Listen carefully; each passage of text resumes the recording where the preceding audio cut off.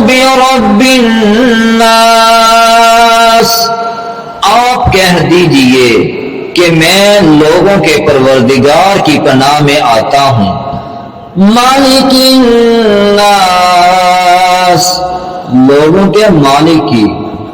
الہ الناس، لوگوں کے معبود کی۔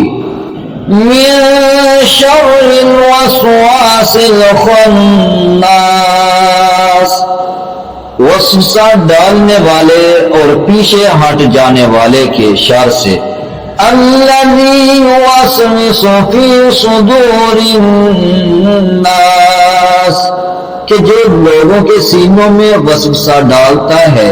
من الجنۃ والناس، خواہ وہ جن میں سے ہو یا انسان میں سے۔